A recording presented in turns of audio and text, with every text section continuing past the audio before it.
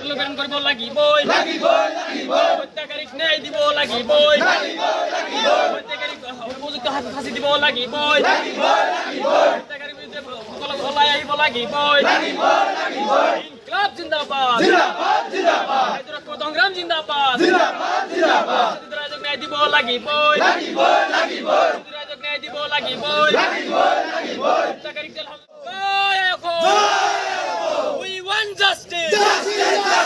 We want justice. No justice, no arrest. No justice, no arrest. Amak ন্যায় লাগিবই হত্যাকাৰীক ফাঁচি দিব লাগিবই হত্যাকাৰীক ফাঁচি দিব লাগিবই হত্যাকাৰীক হত্যা কৰিব লাগিবই হত্যাকাৰীক কৰিবলৈ দিয়া বাচ্চা দিবলৈ নহ'ব আমাক মাটি লাগিবই আমাক মাটি লাগিবই ৰাইজৰ ঐক্য সংগ্ৰাম জিন্দাবাদ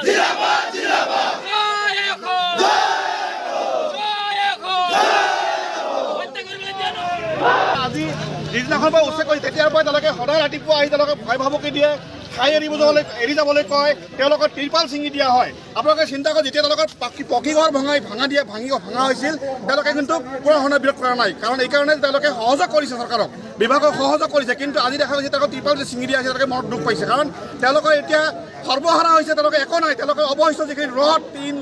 এইবিলাকে তেওঁ ল'বলগীয়া এতিয়া সম্পত্তি হিচাপে ল'ব বিচাৰিছিল কিন্তু আমি বাৰম্বাৰ DFO ADC আমি কৈছিলোঁ যে আপোনালোকে তেওঁলোকক উত্তেজিত নকৰিব কিন্তু এয়া সম্পূৰ্ণ পৰিকল্পিতভাৱে DFO উত্তেজিত কৰিছে মানুহখিনি কৰি এই ধৰণৰ ঘটনা আজি গুলীয়াগুলীলৈকে সংঘটিত আজি গুলী চলনা সংঘটিত হৈছে গতিকে ইয়াৰ পৰা সম্পূৰ্ণ DFO দায়ী গতিকে DFOক নিলম্বন কৰিবই লাগিব আমি DFOক নিলম্বন কৰাৰ দাবী জনাইছোঁ আমি অন্যথা কিন্তু আমি ইয়াৰ বিৰুদ্ধে গণতান্ত্ৰিক হয় তীব্ৰ গণতান্ত্ৰিক আন্দোলন কাৰ্যসূচী হাতত ল'ম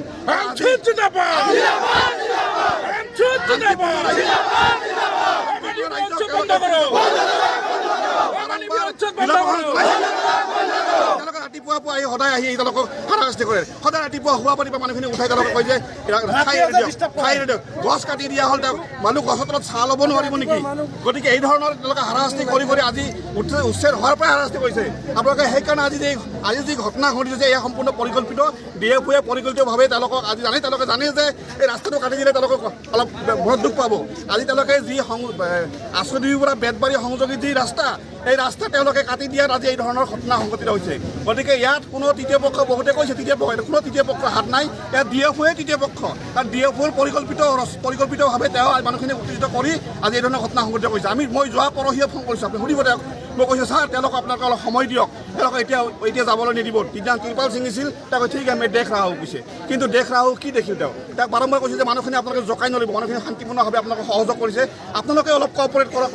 ৰাইজক ওলাই যাবলৈ অলপ সময় দিয়ক এসপ্তাহ 10 দিন তেওঁলোকে সময় দিব নোৱাৰে নেকি ইমান কিয় তাড়াহুৰা লাগিছে তেওঁলোকৰ ইমান কিয় সোনকালে যাব লাগে গতিকে আজি দুজন লোক নিহত হৈছে এজন সন্দেহ প্ৰকাশ হৈছে নিকট সংবাদ এতিয়ালৈকে চিকিৎসা হৈছে বহু লোক আহত হৈছে